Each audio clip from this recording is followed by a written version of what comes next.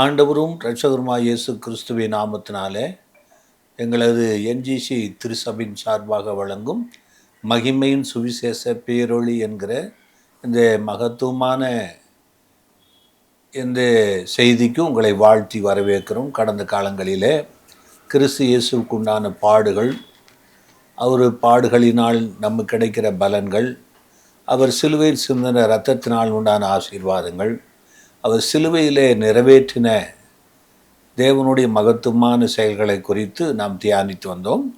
கடந்த நாட்களிலே அவருடைய மரணத்தினுடைய ஐக்கியத்தை நாம் சிந்தித்தோம். இப்பொழுதும் கூட அன்பு தேவனுடைய பிள்ளைகளே, ஆண்டவராய் இயேசு கிறிஸ்துவின் உயிர்த்தெழுதலை குறித்து ஒரு சில தேவ வார்த்தைகளை நாம் பார்க்க போகிறோம். ஏனென்றால் அப்போஸ்தலனாகிய பவுல் சொன்னபடி, அவரை அறிகிற அறிவின் மேன்மைக்காக எல்லாவற்றையும் நஷ்டமென்று குப்பையுமாய் எண்ணிக்கொண்டு ஓடுகிறேன் என்று சொன்னார். அவரையும் அவருடைய மரணத்தையும் உயிர்த்தெழுந்த வல்லமையும் பாடுகளின் ஐக்கியத்தையும் நான் அறிந்து கொள்வதற்காக நான் ஆசையாய் தொடர்கிறேன் என்று பிலிப்பியரில் சொன்னார். அந்த வசனத்துக்கு அடிப்படையாகத்தான் இந்த நாட்களிலே உங்களுக்கு இந்த செய்தியை நான் பகிர்ந்து கொண்டு வருகிறேன். இன்றைக்கு இயேசு கிறிஸ்துவின் உயிர்த்தெழுதல் என்கிற இந்த நிகழ்ச்சியின் மூலமாய் நாம் கற்றுக்கொள்ளக்கூடிய சில பாடங்களை உங்களுக்கு முன்பதாக வைக்க விரும்புகிறேன். இயேசு கிறிஸ்து சொன்னார், அவர் இந்த பூமியில் இருந்தபோது வேதபாரகர் பரிசேயராலே அவர் பிடிக்கப்பட்டு அடிக்கப்பட்டு சிலுவையில் அறையுண்டு மரித்து 3ஆம் நாள் உயிரோடு எழுந்திருப்பேன் என்று சொன்னார். ஆக அநேகர் அதை கேட்டு ஆச்சரியப்பட்டார்கள். அநேகர் இது எப்படி முடியும் என்று எண்ணிக்கொண்டிருந்தார்கள். அவர் தாம் சொன்னபடியே 3ஆம் நாள் உயிர்த்தெழுந்தார். அதுக்கு ஆதாரமாக மத்தேயு 28 வசனத்தை உங்களுக்கு வைக்க விரும்புகிறேன். அவர் இங்கே இல்லை, தாம் சொன்னபடியே உயிர்த்தெழுந்தார், கர்த்தரை வைத்த இடத்தை வந்து பாருங்கள். ஆக அவர் தாம் சொன்னபடியே உயிர்த்தெழுந்தார், கர்த்தரை வைத்த இடத்தை வந்து பாருங்கள் என்று பரலோகத்திலிருந்து இறங்கி வந்த தேவதூதர்கள் அவர் வைத்திருக்கிற கல்லறையின் கல்லை புரட்டி தள்ளி அந்த கல்லறை வாசலிலே அவர்கள் நின்று கல்லறை மேல் உட்கார்ந்து அங்கே வந்து மரியாளுக்கு சொல்லுகிறார்கள், அவர் தாம் சொன்னபடியே உயிர்த்தெழுந்தார், அவரை வைத்த இடத்தை வந்து பாருங்கள் என்று அழைத்தார்கள். அன்பு தேவனுடைய பிள்ளைகளே, இயேசு கிறிஸ்து இந்த பூமியில் வந்தபோது அவர் சொன்னதையெல்லாம் செய்து முடித்தார் என்று வேதம் சொல்லுகிறது. ஆக அதில் முக்கியமான காரியம் என்னவென்றால் உயிர்த்தெழுதல். இந்த உயிர்த்தெழாவிட்டால் இன்றைக்கு நாம் இயேசு கிறிஸ்துவை பிரசங்கம் பண்ணுவது விருதாவாயிருக்கும். அப்போ பவுல் அதான் சொல்கிறார், இயேசு கிறிஸ்து மரித்தோரிலிருந்து உயிர்த்தெழுந்ததினாலே நமக்கு பலமான ஒரு ரூபகரம் உண்டாயிருக்குது. ரோமர் 1:5 வசனம். மாம்சத்தின்படி தாவீதின் சந்ததியில் பிறந்தவரும் பரிசுத்தமுள்ள ஆவியின்படி தேவனுடைய சுதன் என்று மரித்தோரிலிருந்து உயிர்த்தெழுந்ததினாலே பலமாய் ரூபிக்கப்பட்ட தேவகுமாரனுமாய் இருக்கிறார். அவர் மாம்சத்தின்படி தாவீதின் சந்ததியில் பிறந்த வந்த இயேசு கிறிஸ்து பரிசுத்த ஆவிக்குள்ளாக தேவனுடைய சுதன் என்று மரித்தோரிலிருந்து உயிர்த்தெழுந்ததினால தான் அவர் பலமாய் ரூபிக்கப்பட்ட தேவகுமாரனாய் இருக்கிறார். அவர் மனுஷகுமாரனாய் இருந்தபோதும், சிலர் பார்க்கிறபடி மனுஷனாக இருந்தபோதும், ஆனால் அவர் தன்னை தேவனுடைய குமாரன் என்று சொல்லி வந்தார். தேவனுடைய குமாரன் என்று சொல்லும்போது அவர் மாம்சத்துக்கும் இரத்தத்துக்கும் உரியவராக அல்ல. ஆக உயிர்த்தெழுந்த இயேசு கிறிஸ்து அதை ரூபகம் பண்ணும்படி அவருடைய மாம்சம் எலும்பு இருந்தாலும் கூட அவர் மறுரூபமாக மகிமையாக காட்சி அளித்தார். அதனால சொல்லப்படுகிறது, உயிர்த்தெழுந்த இயேசு கிறிஸ்து பலமாய் ரூபிக்கப்பட்ட தேவகுமாரன். இந்த தேவகுமாரனை குறித்து சாட்சி கொடுக்கதை பார்க்குறோம். லூக்கா 23:50 வசனத்திலிருந்து. யோசேப்பு என்னும் பேர் கொண்ட ஒரு ஆலோசனைக்காரன் இருந்தான். அவன் உத்தமனும் நீதிமானுமாயிருந்தான். அவன் யூதருடைய பட்டணங்களில் ஒன்றாகிய அரிமத்தியாவிலிருந்து வந்தவனும் தேவனுடைய ராஜ்யத்துக்கு காத்திருக்கிறவனும் யூதர்களுடைய ஆலோசனைக்கும் செய்கைக்கும் சம்மதியாதவனுமாயிருந்தான். அவன் பிலாத்தினிடத்தில் போய் இயேசுவின் சரீரத்தை கேட்டு அதை இறக்கி மெல்லிய துப்பட்டியிலே சுற்றி கண்மலையில் வெட்டப்பட்டதுமாய் ஒரு காலம் ஒருவனும் வைக்கப்படாததுமாய் இருந்த ஒரு கல்லறையிலே வைத்தான். ஆக ஏசாயா 53 அதிகாரம் 9வது வசனத்தில் சொல்லப்பட்டிருக்கிறது, அவர் மரித்தபோது ஐசுவரிவான்களோடு இருந்தாராம். இந்த வார்த்தையின்படி பார்க்கும்போது அவர் மரித்து அடக்கம் பண்ணப்பட்ட இடம் ஒரு கல்லறை, ஆனால் வேதம் சொல்வது ஐசுவரிவான்களோடு இருந்தார் என்று. இந்த வார்த்தைக்குரிய அர்த்தம் என்னவென்றால், அரிமத்திய ஊரானாகிய யோசேப்பு இயேசு கிறிஸ்து மரித்தபோது பிலாத்துவினிடத்தில் போய் அவருடைய சரீரத்தை வாங்கி ஒரு நல்ல கந்த வர்க்கங்களை இட்டு அவன் தனக்காக வெட்டப்பட்ட பிரேத குழியிலே கொண்டு போய் வைத்தான். வேதம் சொல்லுகிறபடி மத்திய 27 அதிகாரம் 57வது வசனத்திலிருந்து பார்க்கும்போது, சாயங்காலம் ஆன பொழுது இயேசுவுக்கு சீஷனும் ஐஸ்வர்யவானுமாய் இருந்த யோசேப்பு என்னும் பேர் கொண்ட அரிமத்தியா ஊரானாகிய ஒரு மனுஷன் வந்து பிலாத்துவினிடத்தில் போய் இயேசுவின் சரீரத்தை கேட்டான். அப்பொழுது சரீரத்தை கொடுக்கும்படி பிலாத்து கட்டளையிட்டான். யோசேப்பு அந்த சரீரத்தை எடுத்து துயதான மெல்லிய துப்பட்டியிலே சுற்றி தான் கண்மலையில் வெட்டியிருந்த தன்னுடைய புதிய கல்லறையிலே அதை வைத்து கல்லறையின் வாசலில் ஒரு பெரிய கல்லை புரட்டி வைத்து போனான். ஆக இந்த அரிமத்தியா ஊரானாகிய யோசேப்பு நீதிமானும் உத்தமன் என்று இயேசு கிறிஸ்துவுக்கு சீசன் என்று சொல்லப்பட்டிருக்கிறது. இவன் ஒரு ஐஸ்வர்யவான். இவன் தனக்காக ஒரு கல்லறையை வெட்டி வைத்திருந்தான். இயேசு கிறிஸ்துவை அவன் வெட்டி வைத்திருக்கிற கல்லறையில் கொண்டு வந்து வைத்ததினாலே இந்த வார்த்தை நிறைவேறுகிறது. அவர் மரித்தபோது ஐஸ்வர்யவான்களோடு இருந்தார் என்று. ஆக ஒரு பெரிய கல்லை புரட்டி அந்த கல்லறையிலே வைத்தான் என்று வேதம் சொல்லுகிறது. அப்படிப்பட்டதான வைக்கப்பட்ட இயேசு கிறிஸ்துவின் சரீரம் 3ஆம் நாள் அந்த கல் புரட்டி தள்ளப்பட்டிருக்க, தேவதூதன் இயேசு கிறிஸ்து உயிர் தெழுந்த போது அங்கு தோன்றி, உயிரோடு இருக்கிறவரை நீங்கள் மரித்தோரிடத்தில் தேடுகிறத என்று சொல்லி பலமான தேவதூதர்கள் சாட்சி கொடுத்தார்கள். ஆக லூக்கா 24 அதிகாரம் 5வது 6வது வசனங்கள். அந்த ஸ்திரீகள் பயப்பட்டு தலை கவிழ்ந்து தரையை நோக்கி நிற்கையில் அந்த 2 பேரும் அவர்களை நோக்கி, உயிரோடு இருக்கிறவரை நீங்கள் மரித்தோரிடத்தில் தேடுகிறதென்ன? அவர் இங்கே இல்லை, அவர் உயிர்த்தெழுந்தார். ஆக உயிரோடு இருக்கிறவரை நீங்கள் மரித்தோரிடத்தில் தேடுகிறதென்ன என்று அந்த தேவதூதர்கள் சாட்சி கொடுத்தார்கள். ஆக உன்னிடத்தில் அவர் சொல்லுகிறார், தாம் சொன்னபடியே அவர் உயிர்த்தெழுந்தார் என்று. ஆக உயிரோடு இருக்கிற இயேசு கிறிஸ்து, மரித்தோரை விட்டு உயிர்த்தெழுந்த இயேசு கிறிஸ்துவை குறித்து அப்போஸ்தலர்கள் என்ன சொல்லுகிறார்கள் என்றால், 2 அதிகாரம் 30, 31, 32 வசனங்கள். அவன் தீர்க்கதரிசியாயிருந்து உன் சிங்காசனத்தில் வீற்றிருக்கிற மாம்சத்தின்படி உன் சந்ததியிலே கிறிஸ்துவை எழும்ப பண்ணுவேன் என்று தேவன் தனக்கு சத்தியம் பண்ணினதை அறிந்திருந்தபடியால் அவன் கிறிஸ்துவினுடைய ஆத்துமா பாதாளத்திலே விடப்படுவதில்லை என்றும் அவருடைய மாம்சம் அழிவை காண்பதில்லை என்றும் முன்னறிந்து அவர் உயிர்த்தெழுதலை குறித்து இப்படி சொன்னான், இந்த இயேசுவை தேவன் எழுப்பினார், இதற்கு நாங்கள் எல்லாரும் சாட்சிகளாயிருக்கிறோம். ஆக தாவீது பரிசுத்த ஆவியில் நிறைந்து அவர் தன்னுடைய சந்ததியில் பிறந்து வந்த போதும் தேவன் அவருடைய மரணத்திலிருந்து எழுப்புவார் என்று அவன் விசுவாசத்தில் அறிக்கை செய்தான். இதை இயேசு உயிர் தெழுந்த பின்பு 11 சீசர்களும் அவரை கண்டவர்களும் தாம் சொன்னபடி அவர் உயிர் தெழுந்தார் என்பதற்கு நாங்கள் சாட்சிகள் என்று அவர்கள் சொன்னார்கள். அப்போ 3 அதிகாரம் 15வது வசனம், ஜீவாதிபதியை கொலை செய்தீர்கள், அவரை தேவன் மரித்தோரிலிருந்து எழுப்பினார், அதற்கு நாங்கள் சாட்சிகளாயிருக்கிறோம். அன்றைக்கு சீசர்கள் வேதபாரதர் பரிசேயர் மத்தியிலே பலமான சாட்சி கொடுக்கிறார்கள். ஜீவாதிபதியை நீங்கள் கொலை செய்தீர்கள், அவரை தேவன் மரித்தோரிலிருந்து எழுப்பினார் என்பதற்கு நாங்கள் சாட்சிகள் என்று அவர்கள் பகிரங்கமாய் சொன்னார்கள். அன்பு தேவனுடைய பிள்ளைகளே, ஆண்டவராய் இயேசு கிறிஸ்து இந்த உலகத்தில் சிலுவையில் அறையப்பட்டு மரணத்தை சந்தித்தாலும் அவர் உயிர் தெழுந்தார் என்று பலமாய் அவர்கள் சாட்சி கொடுத்து வந்தார்கள். அதற்கு ஆதாரமாக எபிரேயர் 2 அதிகாரம் 9, 10 வசனங்கள். என்றாலும் தேவனுடைய கிருபையினால் ஒவ்வொருவருக்காகவும் மரணத்தை ருசி பார்க்கும்படி தேவ தூதரிலும் சற்று சிறியவராக்கப்பட்டிருந்த இயேசு மரணத்தை உத்தரித்தது நிமித்தம் மகிமையினாலும் கனத்தினாலும் முடிசூட்டப்பட்டதை காண்கிறோம். ஏனென்றால் தமக்காகவும் தம்மாலையும் சகலத்தையும் உண்டாக்கினவர் அநேகம் பிள்ளைகளை மகிமையில் கொண்டு வந்து சேர்க்கையில் அவர்களுடைய ரட்சிப்பின் அதிபதியை உபத்திரவங்களினாலே பூரணப்படுத்துகிறது அவருக்கு ஏற்றதாய் இருந்தது.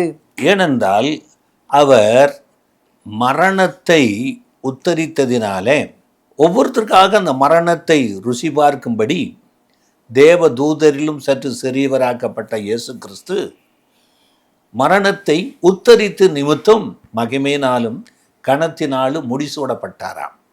முடிசூடுதல் என்பது ஒரு ராஜரீகத்தை அடையக்கூடிய ராஜா கொடுக்கக்கூடியதான ஒரு பட்டம். இந்த இயேசு கிறிஸ்து எப்பொழுது அந்த பட்டத்துக்குரியவராய் வருகிறார் என்றால் அநேக பிள்ளைகளை அந்த மகிமைக்குள்ளே கொண்டு வந்து சேர்க்கும்படி, மகிமைக்கு வரக்கூடாதபடிக்கு தடையாக இருக்கிற மரணத்தை அவர் உத்தரித்தார் சொல்லலாம், உதறி தள்ளினான்னு கூட சொல்லலாம்.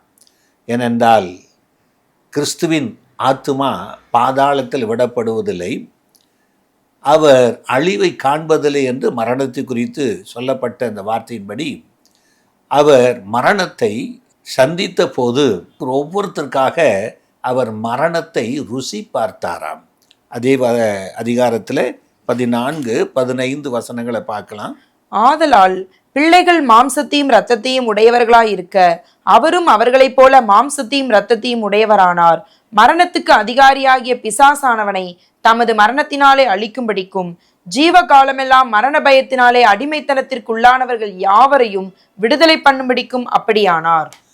ஆண்டவராய் இயேசு கிறிஸ்து நம்மில் ஒவ்வொருத்தருக்காக பிள்ளைகள் மாம்சத்தை இரத்தத்தை உடையவர்களாயிருக்க அவர் அவர்களைப் போல மாம்சத்தை இரத்தத்தை உடையவராக இந்த பூமிக்கு வந்த நோக்கம் மரணத்துக்கு அதிகாரியாகி பிசாசை தமது மரணத்தினாலே அழித்து இந்த மரண உபாதையினுடைய கட்டை பிதாவாகி தேவன் அவிழ்த்தார் என்று சொல்லப்பட்டபடி மரணத்திலிருந்து அவர் உயிரோடு எழுந்தார் என்று வேதம் சொல்லுகிறது. ஆக 2 தீமோத்தேயு 1:10 நம்முடைய இரட்சகராகிய இயேசு கிறிஸ்து பிரசன்னமானதினாலே அந்த கிருபை இப்பொழுது வெளிப்படுத்தப்பட்டது. இவர் மரணத்தை பரிகரித்து ஜீவனையும் அழியாமையும் சுவிசேஷத்தினாலே வெளியரங்கமாக்கினார். ஆக ஆண்டவராய் இயேசு கிறிஸ்து மெய்யான சுவிசேஷம் சொல்லுவது என்னென்னால் இயேசு கிறிஸ்து மரணத்தை பரிகரித்தார். அங்கே மரணத்தை மனிதனுக்கு வரக்கூடிய எல்லா மரண ஆக்கினைகளையும் பரிகரித்து விட்டார்.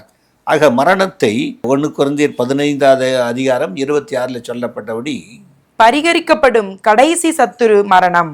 ஆக ஒரு இயேசு கிறிஸ்து சிலுவையிலே முடிக்க வேண்டிய ஒரு பெரிய முடிவு பரிகரிக்கப்படுகிற கடைசி சத்துருவாய் இருக்கிற மரணத்தை, இந்த மரணத்தை அவர் பரிகரித்து ஜீவனையும் அழியாமையும் அந்த சுவிசேஷத்தினாலே வெளியரங்கமாக்கினார். இதற்கு அப்போஸ்தலர்கள் சொன்னார்கள், நாங்கள் எல்லாரும் சாட்சிகள்.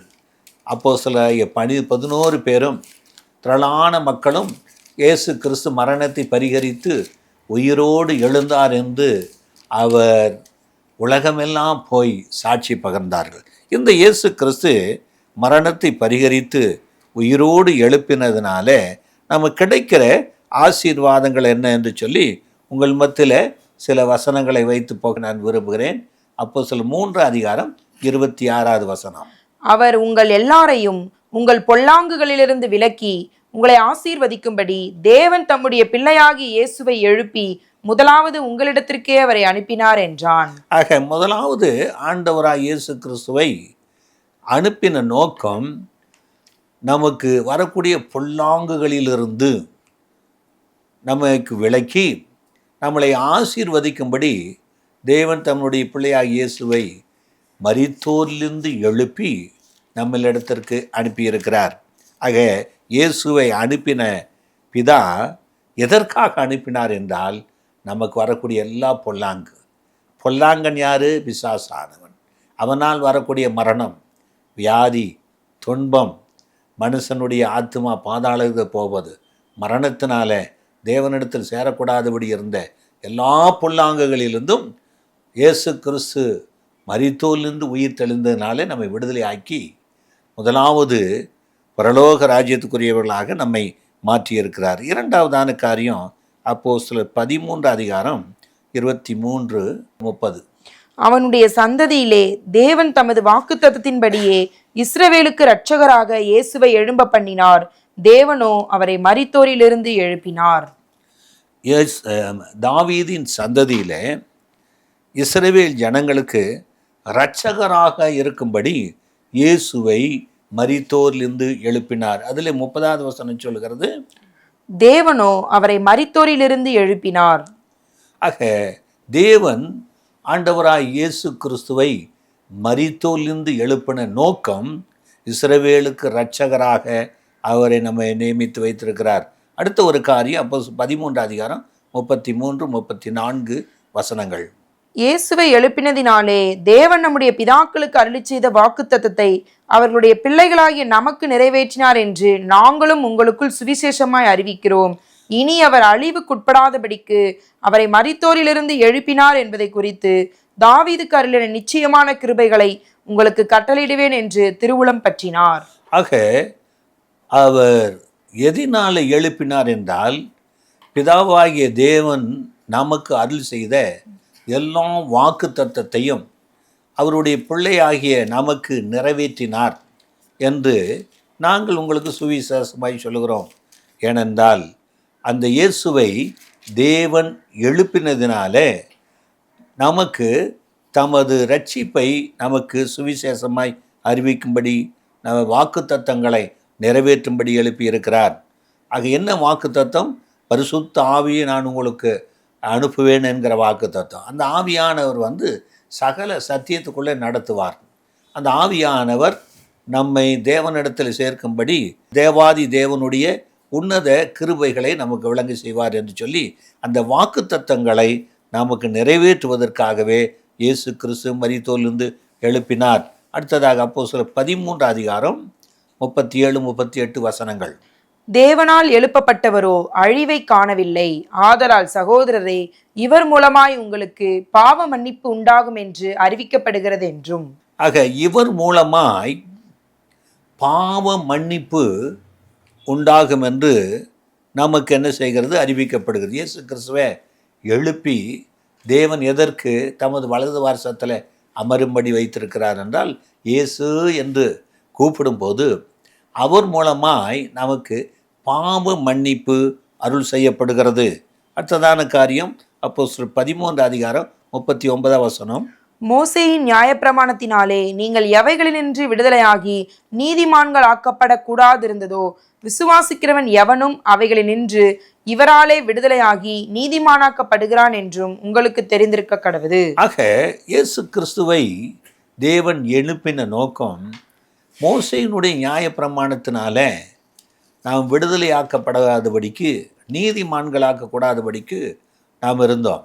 ஆனால் ஆண்டவராக இயேசு கிறிஸ்துவை விசுவாசிக்கிற எவனும் எந்தெந்த மோசேயினுடைய பிரமாணத்திலிருந்து பாவம், சாபம், மரணம், மீறுதல் எல்லாவற்றிருந்தும் விடுதலையாக்கக்கூடாதபடி இருந்ததோ, ஆனால் அதிலிருந்து இயேசு கிறிஸ்து உயிர் தெளிந்ததினாலே நம்மை விடுதலையாக்கி நாம் தேவனிடத்திலே நீதிமான்களாக்கப்படுகிறோம்.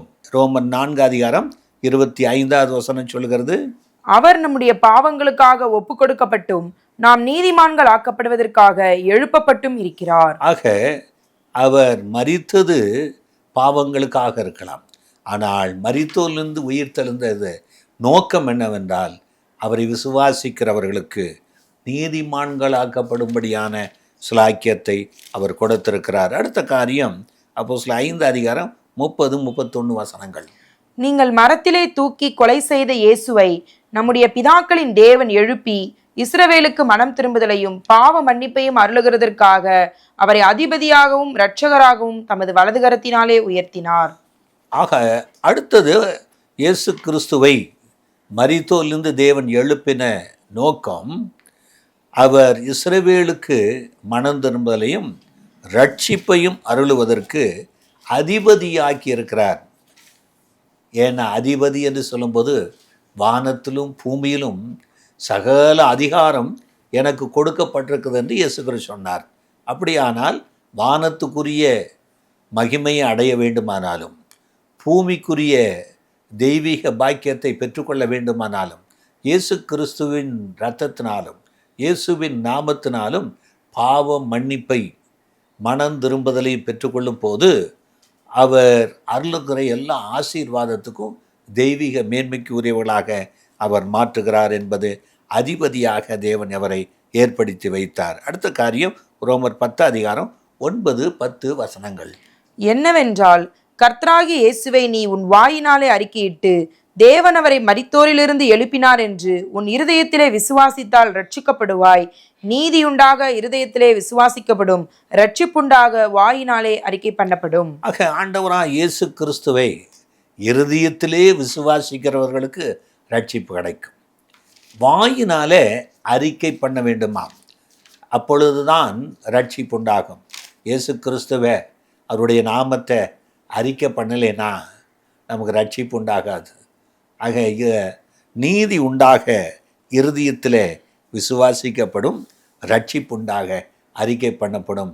எவ்வளவு ஒரு மேன்மையான ஒரு நாமத்தை இயேசு கிறிஸ்துவுக்கு பிதாவாகிய தேவன் கொடுத்திருக்கிறார். அந்த இயேசு என்கிற நாமத்தில் இத்தனை மகிமையும் மகத்துவத்தையும் அவர் உயிர்த்தெழுந்ததினாலே தேவன் வைத்திருக்கிறார். அந்த இயேசு கிறிஸ்துவை அறிக்கை பண்ணுவதற்கும் அவருடைய நாமத்தை சொல்லுவதற்கும் அநேகர் வெட்கப்படுகிறார்கள், அநேகர் அருவருக்கிறார்கள். இப்படிப்பட்ட ஜனமே வானத்திலும் பூமியிலும் இயேசு என்கிற நாமமே அல்லாமல் வேறொரு பெயர் கட்டளிடப்படவில்லை. இந்த இயேசுவின் மூலமாக தான் பரலோக ராஜ்யத்துக்கு போகக்கூடிய சிலாக்கியத்தை பிதாவாகிய தேவன் உண்டாக்கி வைத்திருக்கிறார். இந்த இயேசுவின் மூலமாக தான் இந்த பூமியில் வரக்கூடிய மனிதனுக்கு எல்லா விதமான வியாதிகளிலிருந்தும் விடுதலையாக்கப்பட்டு சமாதானத்தை பெற்றுக்கொள்ள முடியும். ஆக கர்த்தராகிய தேவன் இயேசு கிறிஸ்துவை வாயினாலே அறிக்கை பண்ணி இருதயத்தில் ரட்சிப்புண்டாக விசுவாசிப்போம். அடுத்த ஒரு காரியத்தை உங்கள் மத்தியில் வைக்க விரும்புகிறேன். எபேசியர் 2:7 கிறிஸ்து இயேசுவுக்குள் நம்மை அவரோட கூட எழுப்பி உன்னதங்களிலே அவரோட கூட உட்காரவும் செய்தார். ஆக கிறிஸ்து இயேசுவுக்குள் நம்மை அவரோடு கூட எழுப்பி உன்னதங்களிலே அவரோடு உட்காரும்படி வைக்கிறார். ஆக இயேசு கிறிஸ்து எப்படி பிதாவாகிய தேவன் மரித்தோரிலிருந்து எழுப்பி அவர் முதல்வரான, ஆக நம்மையும் கூட ஒரு நாள் எழுப்ப போகிறார், அவரோடு கூட அமரச் செய்ய போகிறார். அதற்கு அடையாளமாக தான் இயேசு கிறிஸ்து இந்த 1 பேதுரு 1:24 மாம்சமெல்லாம் புல்லை போலவும் மனுஷருடைய மகிமையெல்லாம் புல்லின் பூவை போலவும் இருக்கிறது. புல் உலர்ந்தது, அதன் பூவும் உதிர்ந்தது. கர்த்தருடைய வசனமோ என்றென்றைக்கும் நிலைத்திருக்கும். உங்களுக்கு சுவிசேஷமாய் அறிவிக்கப்பட்டு வருகிற வசனம் இதுவே. உங்கள் விசுவாசமும் நம்பிக்கையும் தேவன் மேல் இருக்கும்படி அவரை மரித்தோரிலிருந்து எழுப்பி அவருக்கு மகிமையை கொடுத்தார். ஆக நாம் விசுவாசிக்கிற விசுவாசம் தேவன் பேரில் இருக்கும்படியாக இயேசுவை மரித்தோரிலிருந்து எழுப்பி அவருக்கு மகிமையை கொடுத்து வைத்திருக்கிறார். நாம் மகிமை அடைய அவர் பிதாவினுடைய வலது பார்சத்தில் அமர்ந்து அந்த மகிமைக்கு ஒப்பான மகிமையாக அவர் வாழ்ந்து கொண்டிருக்கிறார். 1 யோவான் 2:1-2 என் பிள்ளைகளே, நீங்கள் பாவம் செய்யாதபடிக்கு இவைகளை உங்களுக்கு எழுதுகிறேன். ஒருவன் பாவம் செய்வானானால் நீதிபரராயிருக்கிற இயேசு கிறிஸ்து நமக்காக பிதாவினிடத்தில் பரிந்து பேசுகிறவராயிருக்கிறார். நம்முடைய பாவங்களை நிவிர்த்தி செய்கிற கிருபாதார பலி அவரே. நம்முடைய பாவங்களை மாத்திரமல்ல, சர்வலோகத்தின் பாவங்களையும் நிவிர்த்தி செய்கிற பலியாயிருக்கிறார். ஆக ஆண்டவராக இயேசு கிறிஸ்து தேவனால் உயர்த்தப்பட்டு அவருடைய வலது பார்சத்தில் அமர்ந்திருக்கிறார். அங்கே அமர்ந்திருக்கிற நோக்கம் என்னவென்றால், நாம் பாவம் செய்தோம்னா நமக்காக பிதாவினிடத்தில் பரிந்து பேசுகிறாராம்.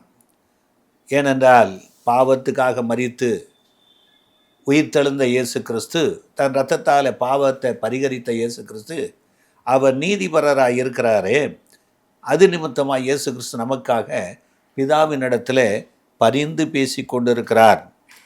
நாம் செய்யும் பாவத்தெல்லாம் மன்னிக்கும்படி, அவர் விடுவிக்கும்படி பரிந்து பேசி கொண்டிருக்கிறார். அடுத்ததான ஒரு காரியம் 1 கொரிந்தியர் 15:20-21 கிறிஸ்துவோ மரித்தோரிலிருந்து எழுந்து நித்திரை அடைந்தவர்களில் முதற் பலனானார். மனுஷனால் மரணம் உண்டானபடியால் மனுஷனால் மரித்தோரின் உயிர்த்தெழுதலும் உண்டாயிற்று. இயேசு கிறிஸ்து மரித்தோரிலிருந்து உயிர்த்தெழுந்ததினால அவர் முதற் பலனானார். அவர்தான் முதல் பலன் பிதாவாகிய தேவனுக்கு. ஏனென்றால் இயேசு கிறிஸ்து மரித்து உயிர்த்தெழுந்ததைப் போல பழைய ஏற்பாட்டு நியாயாதிபதிகள் தீர்க்கதரிசிகள் எல்லாம் அங்கே பாதாளத்தில் நித்திரை செய்து கொண்டிருந்தார்கள். இயேசு கிறிஸ்து சிலுவையில் மரித்தபோது அவர்களெல்லாம் உயிரோடு எழுந்தார்கள்.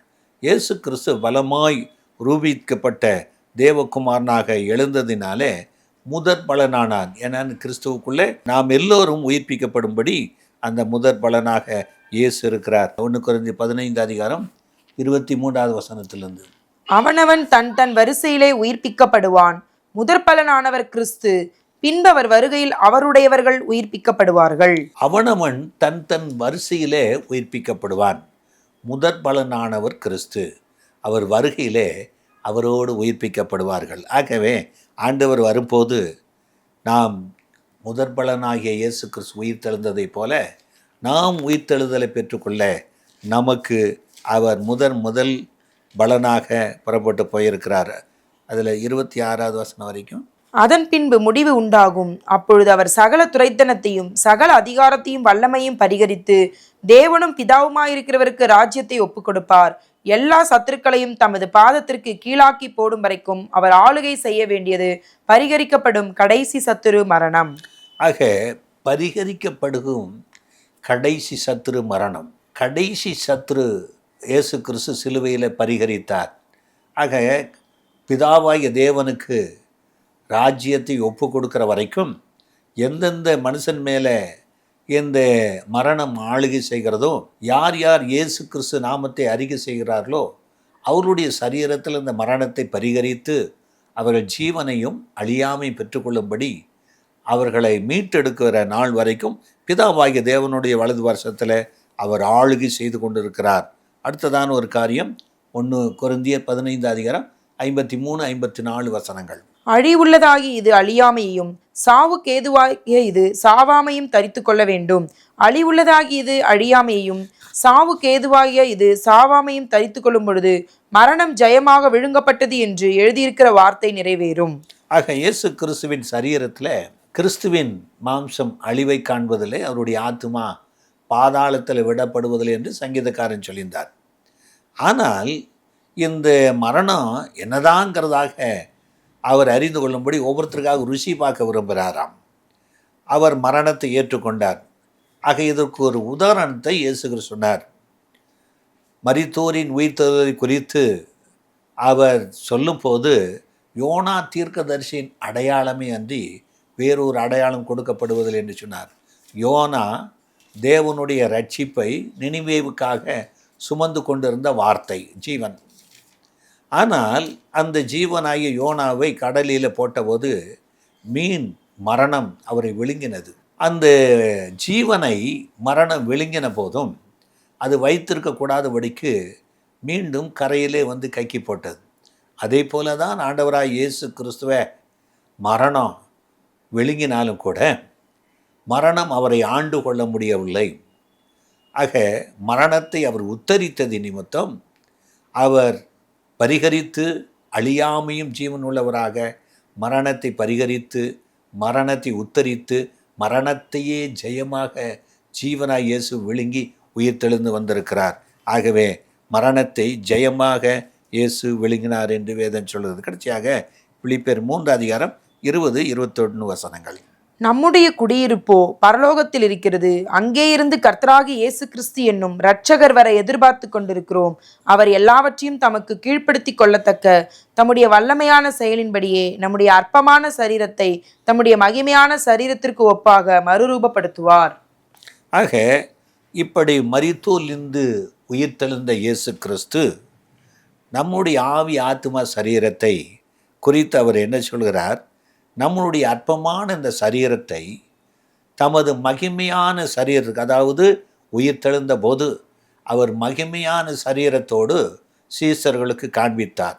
அதே மகிமையோடு பரலோகத்துக்கு போனார். நம்மையும் கூட ஆண்டவராய் இயேசு கிறிஸ்து தமது வல்லமையான செயலில் அற்பமாக இருக்கிற சரீரத்தை தமது மகிமையான சரீரத்துக்கு ஒப்பாக மறுரூபப்படுத்த போகிறார் என்று வேதம் சொல்லுகிறது. ரோமர் 6:4 5. மேலும் பிதாவின் மகிமையினாலே கிறிஸ்து மரித்தோரிலிருந்து எழுப்பப்பட்டது போல நாமும் புதிதான ஜீவன் உள்ளவர்களாய் நடந்து கொள்ளும்படிக்கு அவருடைய மரணத்திற்குள்ளாக்கும் ஞானஸ்நானத்தினாலே கிறிஸ்துவுடனே கூட அடக்கம் பண்ணப்பட்டோம். ஆதலால் அவருடைய மரணத்தின் சாயலில் நாம் இணைக்கப்பட்டவர்களானால் அவர் உயிர்த்தெழுதலின் சாயலிலும் இணைக்கப்பட்டிருப்போம். ஆக அவருடைய மரணத்தை குறித்து சொல்லப்பட்ட இடத்துல கடந்த நாட்களில் அவருடைய மரணம் என்று சொல்லும்போது பாவத்தின் சம்பளம் மரணம் எல்லா மனுஷனுக்கும் வரக்கூடியது. ஆனால் அந்த பாவத்துக்கும் மரணத்துக்குரிய ஒரு அழிவை கொடுக்குற மரணம் தான் இயேசு கிறிஸ்து. அது எப்படி நடக்குது என்றால், இயேசு சொன்ன உபதேசத்தின்படி அவர் நடந்ததுனால பாவத்து காரணமாக இருக்கிற நியாய பிரமாணத்தை தன் சரீரத்தில் ஒழித்தார், மீறுதலை ஒழித்தார், சாபத்தை ஒழித்தார், மரணத்தை ஒழித்தார். 3ஆம் நாள் இயேசு கிறிஸ்து மகிமையான சரீரத்துக்குரியவராக உயிரோடு எழும்பினார் என்று பார்க்குறோம். அந்த மகிமையான சரீரத்துக்கொப்பாக நாமும் புதிதான ஜீவன் உள்ளவர்களாய் நடந்து கொள்ள வேண்டும் என்று அவர் விரும்புகிறார். அதில் 8, 9, 10 வசனங்கள். ஆகையால் கிறிஸ்துவுடனே கூட நாம் மரித்தோமானால் அவரோட கூட பிழைத்தும் இருப்போம் என்று நம்புகிறோம். மரித்தோரிலிருந்து எழுந்த கிறிஸ்து இனி மரிப்பதில்லை என்று அறிந்திருக்கிறோம். மரணம் இனி அவரை ஆண்டு கொள்வதில்லை. அவர் மரித்தது பாவத்திற்கென்று ஒரே தர மரித்தார். அவர் பிழைத்திருக்கிறது தேவனுக்கென்று பிழைத்திருக்கிறார். ஆக இயேசு கிறிஸ்து மரித்தது பாவத்துக்கென்று ஒரே தரம் இந்த பூமியில் வந்து மரித்தார். அவர் பிழைத்திருக்கிறது தேவனுக்கென்று மகிமையிலே அவர் காணப்படுகிறார். நாமும் புதிதான ஜீவன் உள்ளவர்களாய் ஒரே தரம் மரிப்பதும் நியாய தீர்ப்படைப்பதும் மனுஷனுக்கு நியமிக்கிறது. ஆக புதிதான ஜீவன் உள்ளவர்களாய் நடந்து கொள்ள வேண்டும் என்று இயேசு விரும்புகிறார். அந்த நோக்கம் என்ன? அவருடைய மரணத்தின் சாயலில் நாம் இணைக்கப்பட்டிருப்போமானால் அவருடைய உயிர்த்தெழுதலின் சாயலிலும் இணைக்கப்பட்டிருப்போம். ரோமர் 6:5 சொல்லுகிறபடி அவர் உயிர்த்தெழுதலின் சாயல் என்ன? உபதேசம்தான். இயேசு கிறிஸ்து மரணத்தின் சாயல் என்ன? உபதேசம்தான். இயேசு சொன்ன உபதேசத்தில் நாம் வாழ்ந்து கொண்டிருப்போமானால் இந்த அற்பமான சரீரம் தமது மகிமையான சரீரத்துக்கொப்பாக உயிர்த்தெழுதலை பெற்றுக்கொள்ளும். இயேசு சொன்னார், நானே உயிர்த்தெழுதலும் ஜீவனமாக இருக்கிறேன். அந்த உயிர்த்தெழுதல் இயேசு. இயேசு ஜீவன். ஜீவன் வசனமாக இருக்குது. அது என்னுடைய வசனம் ஆவியாயும் ஜீவனாக. அந்த இயேசு கிறிஸ்து சொன்ன உபதேசம் ஆகிய ஆவியாயும் ஜீவனாக இருக்கிற வசனம் நம்மை மரித்தோரிலிருந்து, இந்த அற்பமான சரீரத்திலிருந்து, அற்பமான சிந்தனையிலிருந்து, ஆவியிலிருந்து மறுரூபப்படுத்தக்கூடியது. ஆக உயிர்த்தெழுதலை பெற்றுக்கொள்ளுவோம். கர்த்தர் உங்களை ஆசீர்வதிப்பாராக. எங்கள் சபையின் ஞாயிறு ஆராதனை நேரங்கள்: ஆங்கில ஆராதனை காலை 7 மணி முதல் 8:30 மணி வரை, தமிழ் ஆராதனை காலை 8:30 மணி, தெலுங்கு மற்றும் தமிழ் ஆராதனைகள் மாலை 7:30 முதல் 9 மணி வரையிலும் நடைபெறுகிறது. இவ் ஆராதனைகளில் பங்கு பெற்று இறையாசியை பெற்று மகிழுங்கள். மேலும் ஒவ்வொரு வெள்ளிக்கிழமை தோறும் பகல் 11 மணிக்கு உபவாச ஜெபமும் நடைபெறுகிறது என்பதை தெரிவித்துக் கொள்கிறோம். Reverend J. ஜோதி பிரகாசம், புதிய சுவிசேஷ கிறிஸ்தவ திருச்சபை, ராஜீவ் காந்தி சாலை, OMR, புனித தோமா தெரு, எகாட்டூர், சென்னை 130.